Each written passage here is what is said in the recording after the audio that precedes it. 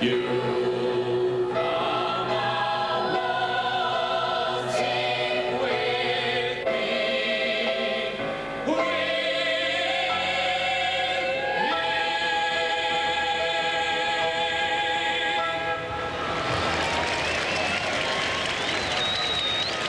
Beautifully done, Hugh. I know Advanced Australia Fair is our national anthem, but no song says Australia more eloquently than dear old Waltzing Matilda in front of a magnificent crowd at Flemington, the Melbourne Cup 1997. It's only half an hour away now, and the tension is getting pretty palpable right around the place. Lynn Talbot's out there too.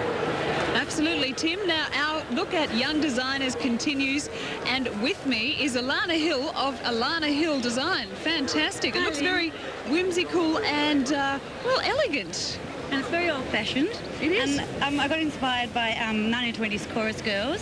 And also I love flowers, and I like the fact that she looks like she's just sprung up out of the ground. And I'd like to say Happy Cup Day to everybody. Oh, thank you. Well done for your outfit too. And on this side we have the label 6, which is doing very well as well. We have Peter Boyd and Denise Spritzer of the label 6. And look, you have to look at this garment, Tim. It's sensational. If you don't mind turning around, we love your face, but look at this. Can you describe it for us? Yeah, we've actually looked at men's tailoring, and we've shifted all the emphasis of the suit to the back. So we've got lapels and the fastenings at the back. And if you turn around, we've actually used a dandelion as a print, and we've printed the stems to create the pinstripe of a men's tailored suit. It's great. You enjoy wearing it? Yeah, it's fantastic. And tell us, deconstructionalist has been the description for a lot of your work? Yes, an interesting description, Lynn. I'd say that it stems from our interest in tailoring and traditional techniques, and we actually like to get inside those garments and have a damn good look at what's going on. As you can see with the skirt, which has been taken from a pair of men's trousers, and also Peter's jacket that he's wearing today. Well, fun about fashion, fun with fashion is exactly what Cup Day is all about. Tim, we'll be looking at more young designers on Oaks Day and Stakes Day. Thank you, Lynn. Cup Day is all about fun. Now, Sandra Sully, back in our marquee. That's enough of a rest for you. You have those two very special international guests with you. Is this right? Well, I do, Tim, and I would have had 2 of them, but David Chogachi from Baywatch, well, here he is. He wants to bet on the races. I don't understand. David, thanks for joining us. And Brooke Langton from Melrose. It's wonderful to have you in Australia. Hello, David. How you doing? I think this is a classic case where 2 soaps actually merge, in a sense, don't we? Have Baywatch and Melrose. You 2 are travelling together, enjoying Australia so far? Yeah, it's excellent. We've only been here a day, but we have some good things planned, and we've had a great time. All right, we're here. going It's to amazing. Hamilton Island, thanks to Ansett Australia. We're going there. Exactly. We're going to go dive with the great whites. So you're going to get a chance to check out North Queensland? Yeah, exactly. Yeah, I can't wait. Maybe go to the Outback later on. Yeah. Now, it was a very exciting finish to Melrose, and you've started filming, obviously, for the next season. Can you give us any sort of indication about what happens to Sydney? Well, she dies. My character runs over her and kills her. And feels very horrible about it for about 2 episodes. It's not very nice. I know, she is a You should horrible... work on your driving. I didn't, I know, right? Some people hit deer. And then my father dies, and so I survive, but my life gets better. You don't have a great relationship with your dad, do you? On the show? No, it's not a bad thing that my TV father has to move on to the other side. Now, away from TV for 1 second, but not away from here, tell us, what are your impressions so far of this tremendous race? Because you haven't actually even seen the Kentucky Derby. No, I haven't. David had to film me. Yeah, I saw it last year, and it was amazing, but this just seems like it's more of a, you know, the country's more behind it, so I think there's more to it here. And Everyone gets all dressed up in these great hats. And just quickly, the actual big race isn't far away. Have you got any idea of who you're going to back? Yes. Either one of these 20 tickets That's where he was. we're working on is going to be the lucky winner. Oh, yes, we're going to maybe bet for Alpha because of Darren Beatty and the fact that he's not going to be doing it anymore, or Beedman or something. And what about you, And Dave? Sapio, because Hayes won. Okay. Yeah, actually, my secret tips are about to be called in via satellite, so I got to run. All right, we'll leave you to it. Thanks so much for joining us. It's great to have you in Australia. Enjoy the rest of your tour, and of course, Hayman Island sounds like a wonderful little break. Oh, it does. And we love Australia. It's been a wonderful country. It's been very fun. All right, well, it's wonderful to have you here, and back to you, Tim. Sandra, thank you. Yes, fun is the name of the game here today. Peter Hutchinson has joined me in the studio. Hello. Hi, Tim. How are you? Let's talk racing. It's been suggested this is the, I suppose, worst field for 10 years, but you've got the mystery surrounding might and power, some pretty handy 4-year-olds, Wonderful old stages, Doremus and Count Shivers in the race. I don't know how you could make the comment, and it's been questioned by many. I think, Tim, this year it's a very even contest. Yeah. As you say, we have the old champions like Doremus. He's been probably one of the best cup horses we've seen for quite a few years. You've got the two English horses, very unknown to us here in Australia, but very competent in Europe, and been very successful in Europe. And you could hardly say sort of, even though you've got a horse like Crying Game, Perth Cup winner a couple of years ago, very, very impressive. Might and Power, the best Caulfield Cup winner we've seen well, ever so far. Well, that's exactly right. Record time, and I suppose, and Jenny Chapman talked to me this morning, you just don't know if he's going to do it again. He's got another 800 metres and 3 kilos. So can he produce a run like that? Well, if he does, we've got a champion on our hands. If he does, he's a modern-day champion. I don't think he can, personally. I don't think he'll stay the distance. A lot of horses can win over 2,400 metres in that style of racing. Some can even get 2,800 metres in that style of racing, but very few can get 3,200 metres. They have to relax, they have to drop the bid, and they have to settle. Yeah, well, it's a very interesting Melbourne Cup, and I think just about everybody agrees with that. Let's have a look at the finish of last year's magnificent win by Saintly in the Melbourne Cup as we take it back. Then Super Smooth, followed by Senator running on. Oscar Schindler struggling. Saintly hit the lead in the Melbourne Cup. He drew a length in front of Nothing Like a Day in Count Shivers. Skybow running on. Saintly in front for Darren Beedman. Bart Cummings has got his 10th Melbourne Cup. Saintly's going to win the Melbourne Cup for Darren Beedman and Bart Cummings. Saintly first. Second placing goes to Count Shivers.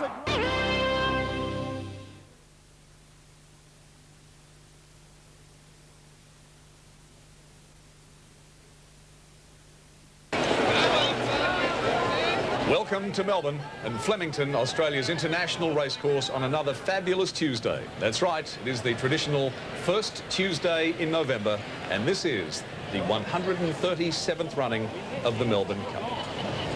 Yes, the annual influx of visitors, the best horseflesh from here and right around the world. They are all here for this first Tuesday in November, the Melbourne Cup, the pinnacle of the Australian racing calendar.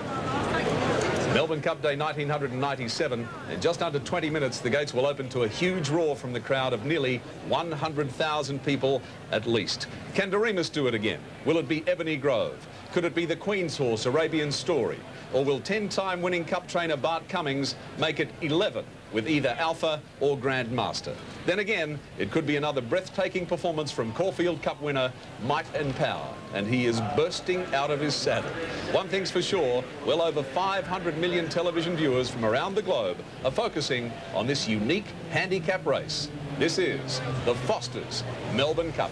With the horses in the mounting yard preparing to take to the track, let's join our experts for the very last word. Good afternoon, Peter Donegan and Jenny Chapman. Thank you, Tim Webster, and good afternoon, everyone. Wherever you may be watching around the world, the roar goes up.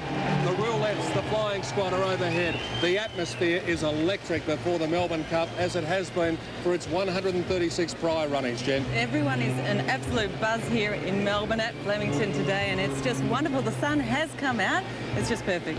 22 runners in this year's Foster's Melbourne Cup, and as I said, we are being watched around the world by many people in many countries. I know at the Australian Embassy in Washington they're watching our live telecast today, and they'll be pretty pleased with what they see. Flemington looks superb, and so too do these 22 horses. There is a huge crush in the mounting yard. One or two of the horses just getting up on the toes a little bit. I noticed Harbour Dews was up on his toes. But now let's run through the runners in the Foster's Melbourne Cup of 1997. And we begin with number 1, Count Shivers, to be ridden by Danny Brereton. Simon Morris is the trainer. He'll start from barrier number 21. The last time the number 1 Saddlecloth won was in 1954 with Rising Fast. He ran second to Saintly last year. It was a very good effort and a fabulous ride when he was ridden by Stephen King. He's a Sydney Cup winner over the 3,200 metres. His form leading into the Melbourne Cup this year has been a little bit indifferent, although his run in the Caulfield Cup wasn't too bad. You can't rule him out. He is a proven stayer. 2 years ago, this wonderful horse enjoyed his moment in the sun. Number 2, Doremus. Greg Hall, his jockey, became a father for the second time yesterday. Lee Friedman knows what it's like to win a Melbourne Cup. 4 horses have won the Melbourne Cup twice. Only one of them has won 2 years apart. That was Peter Pan back in the 1930s. Absolutely, and he is a Caulfield and Melbourne Cup winner. That was in 1995.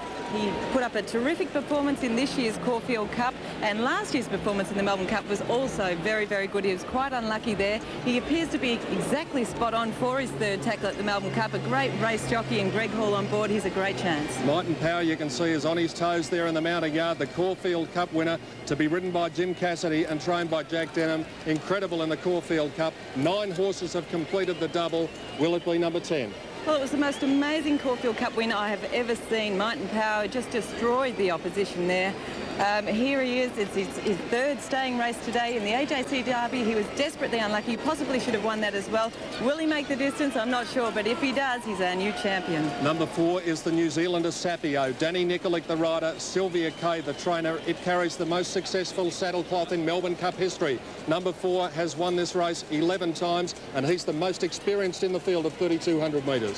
Yes, and he finished 8th behind Saintly in last year's Melbourne Cup. I thought it was a fair effort on that occasion. He won the New Zealand Cup in 1995. You know he will stay the difference, but he's not getting any younger. He's now a 7-year-old.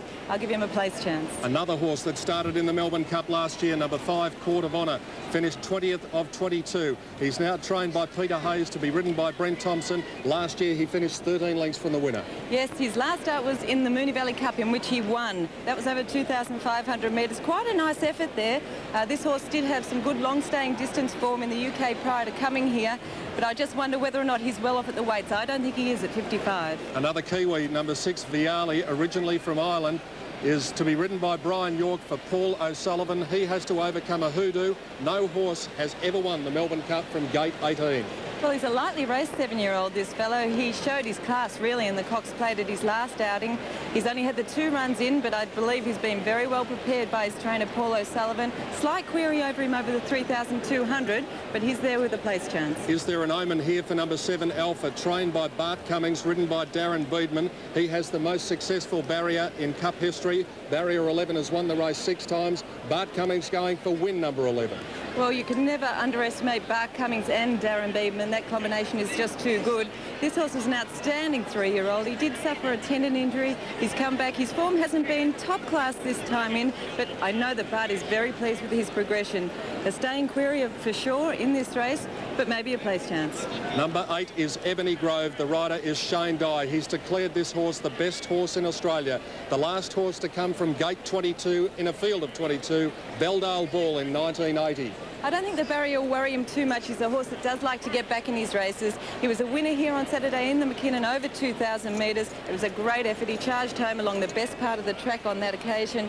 He's got some good speed in this race. That will suit him. He'll be charging home. The eyes of the mother country are focused aboard this horse, number 9, Arabian Story, to be ridden by the world's premier jockey, Frankie Dettori, for Lord Huntington, and raced by Her Majesty Queen Elizabeth II. The Greys to have won the race: Sub-Zero, Silver Knight, Baghdad Note, Haraji. Can Arabian Story make it 5? Quite possibly on his last run, Peter. It was an excellent effort in a very good field. Posidonis, our overseas visitors or guests would know these horses. Posidonis, Swain, Clerkenwell. That was a good effort. He's a horse on the way up. He's only lightly raced, had the 13 starts.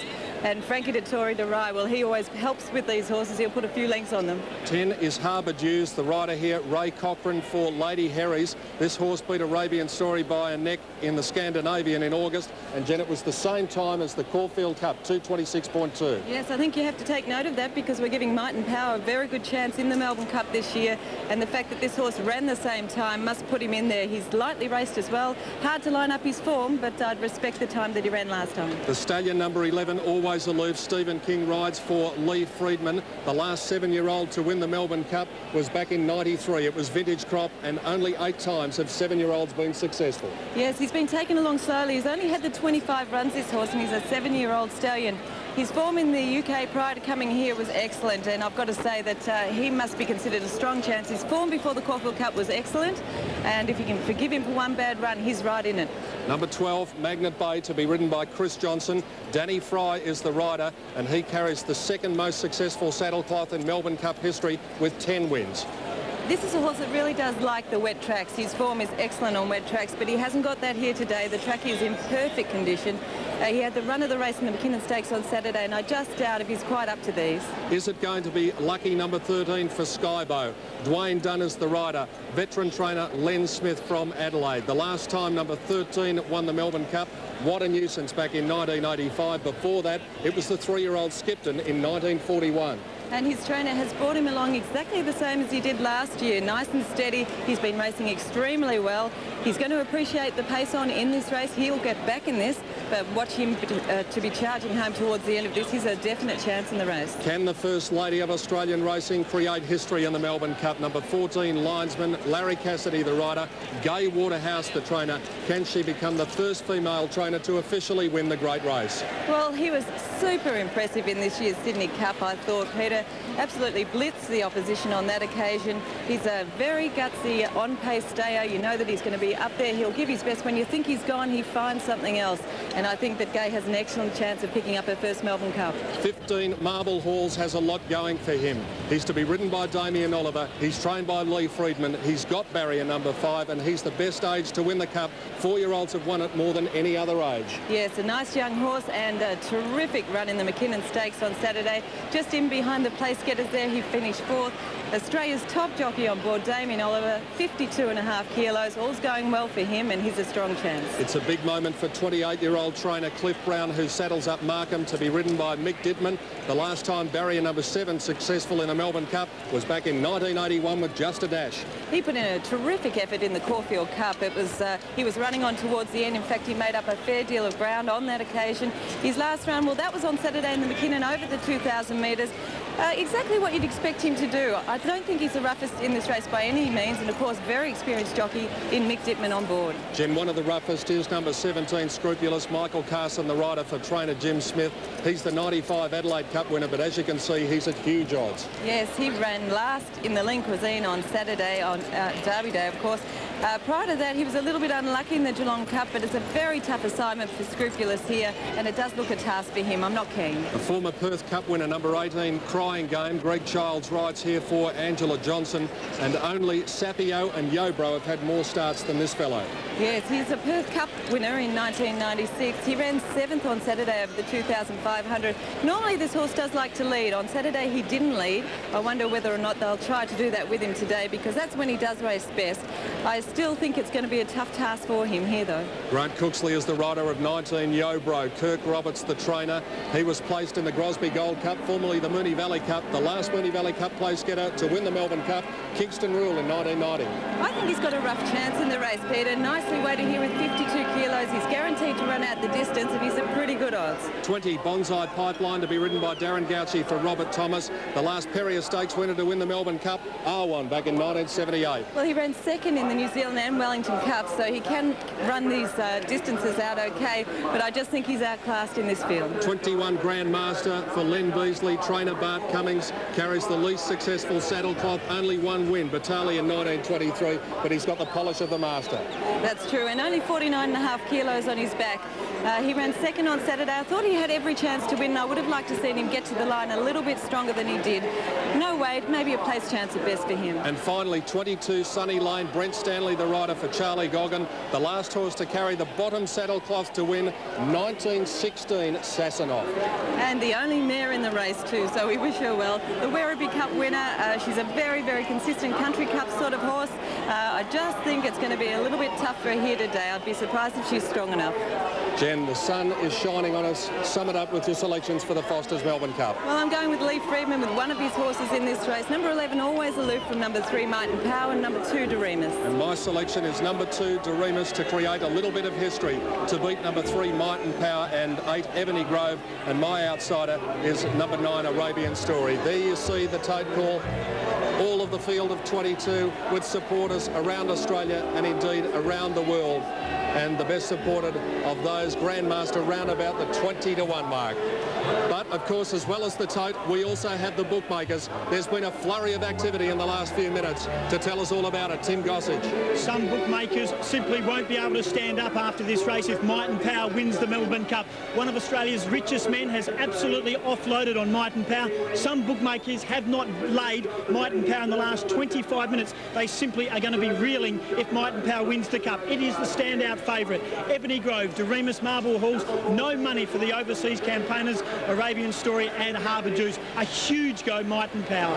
Well, I wonder if the connections of Might and Power will be holding this famous trophy in about 10 or 15 minutes' time. It is the most famous trophy in all of Australian sport, the Foster's Melbourne Cup. 22 noble thoroughbreds about to run for it. And we'll be back on the other side of this break to watch them do just that at fabulous Flemington.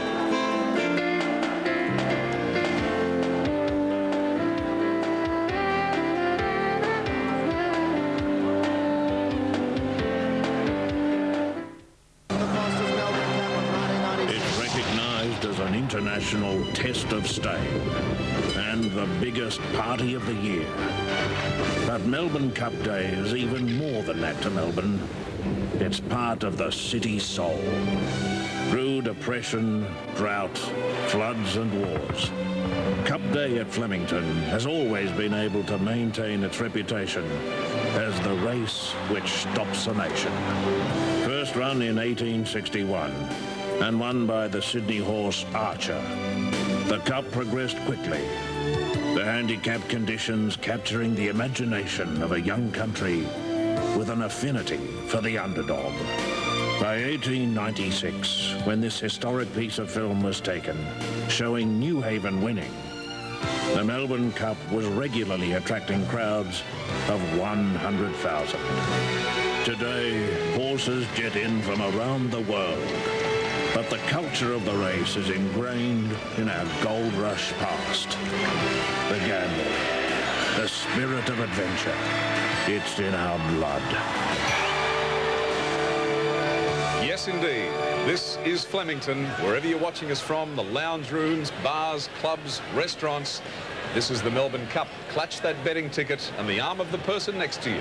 Peter Donegan, we're stopped and ready to go. We are, Tim, and they'll start at the 900-metre mark here. There is Doremus. He's used to this scene. He's run in the Melbourne Cup the last 2 years. In 1995, he won it. Starting at the 900 metres mark, a long straight run, and then they'll come down to the judge to the roars of the crowd, and one lap later, one name will be etched in history. A man who's already etched his name in history, champion jockey Roy Higgins. As we look at our selections, always aloof, Marble Halls, Alfred, Doremus. Roy Higgins, you've won the Cup twice. What did you like? I've gone with a Lee Friedman to run the Cornella in 15 Marble Halls and 2 Doremus. Now, that's a big statement because Jenny Chapman's tipped him to always aloof, which is his third runner. I did like the look of Ebony Grove and Alpha, so good luck. Good luck to you too, Roy. Roy Higgins, champion jockey, and now from Sport 927.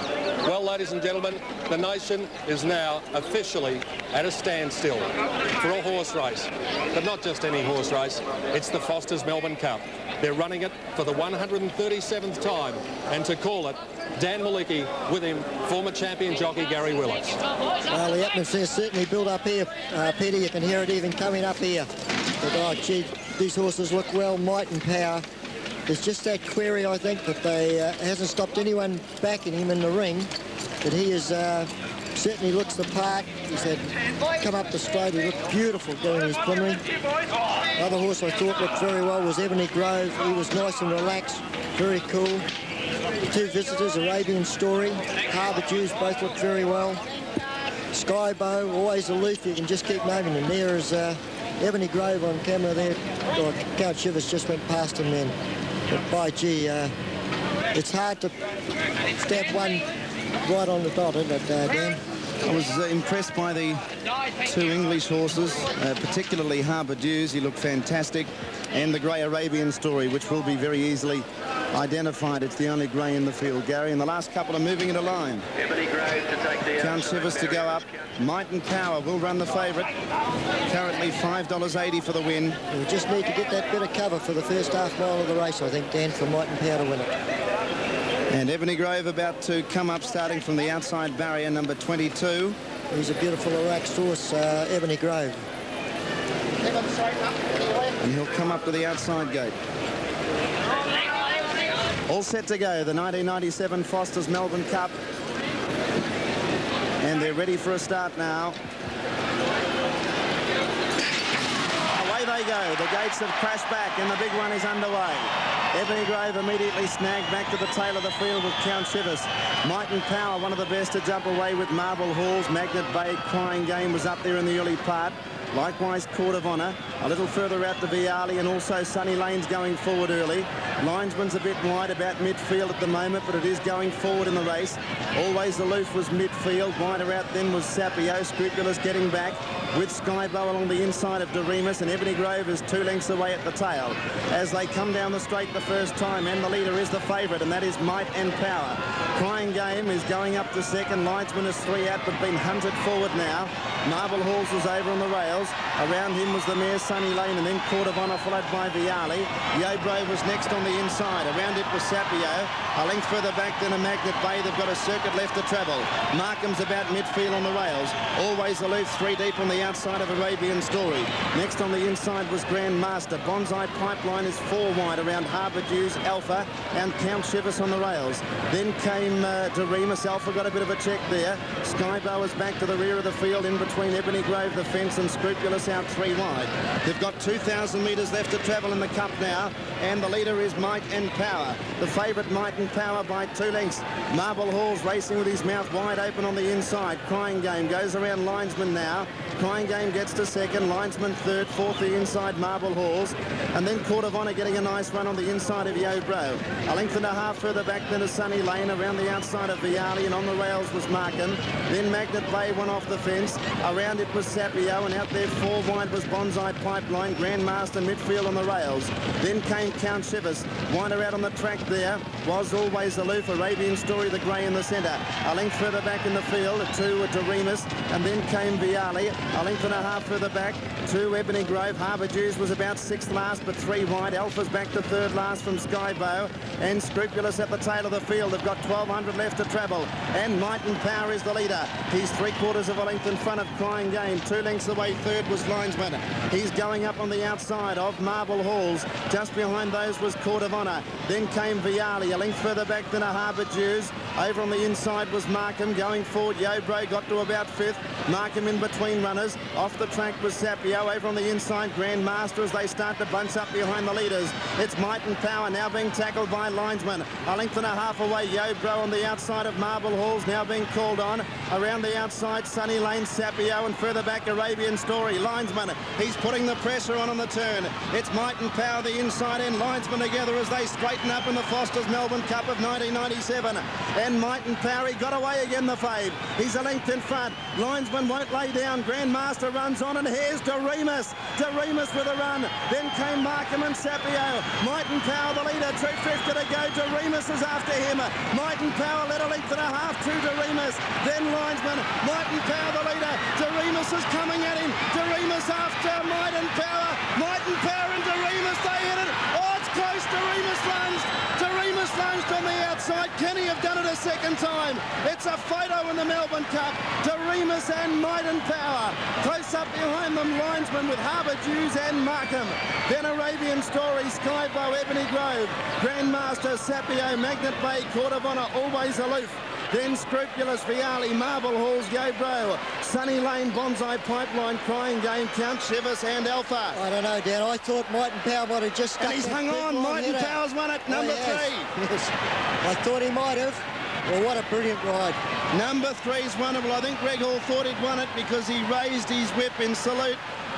But in a bobbing go, it's Might and Power. Number 3 has won the